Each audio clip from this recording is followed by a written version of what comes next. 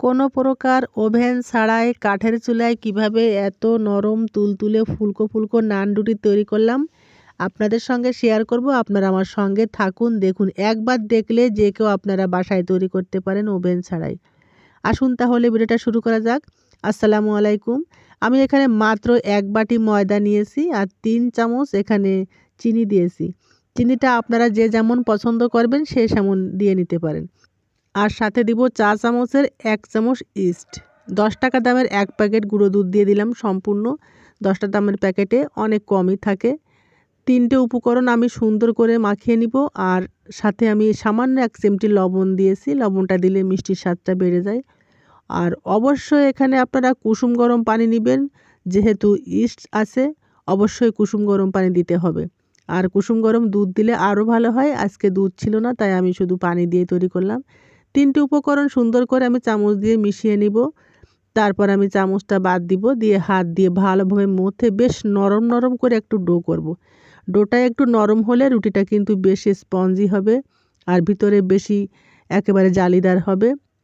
আপনারা আমার সঙ্গে থাকুন, দেখুন। ডোটা তৈরি করা হয়ে গেল। তৈরি করা হয়ে গেলে আমি হাতে হালকা একটু তেল মাখিয়ে নিব। নিয়ে চারপাশ দিয়ে হালকা হাত দিয়ে চেপে চেপে একটু দিয়ে ঢেকে রাখবো প্রায় 30 মিনিটের মতো। এবং একটু গরম জায়গায় রাখলে বেশি ভালো হয়, তাহলে ফুলে ডাবল হয়ে যায়। 30 মিনিট পরে ফিরে আসছি। দেখুন বেশ খানিকটা বেড়ে গেছে, প্রায় ডাবল বললেই চলে। আমি এখন ভিতর থেকে সম্পূর্ণ বাতাসগুলো বের করে দিব। বের করে দিয়ে বেশি সময় মথার কোনো প্রয়োজন নাই, শুধু বাতাসটা বের করে দিলেই হয়ে গেল। তারপর আমি এখান থেকে আমার পছন্দ মতন শেপ দিয়ে দিয়ে আমি করা লেচি কেটে নেব। আপনারা যে যেমন শেপে খেতে পছন্দ করেন সে সেমন করে দিয়ে নেবেন।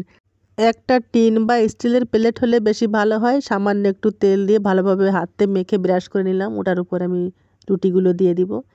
আর এপাশে ডো থেকে আমি ছোট ছোট করে লেচি কেটে নিয়েছি। হাতের তালুর উপর রেখে হাত দিয়ে চেপে চেপে সুন্দর করে একটা বল শেপ দিয়ে নিব। বডিটা যেন একেবারে মসৃণ থাকে, তাহলে বেশি সুন্দর হবে।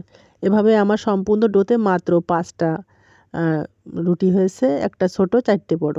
আর একটা দেশি মুরগির ডিমের কুসুম আমি ফেটিয়ে নিব, ভালোভাবে ফেটিয়ে নিব। শুধুমাত্র কুসুমের সঙ্গে আর কিছুই দিব না। দিয়ে প্রত্যেকটা ডোর উপরে আমি হালকা হালকা করে চামচের পিছন পাশ দিয়ে একটু লেগে দেব। সুন্দর একটা কালার আসবে।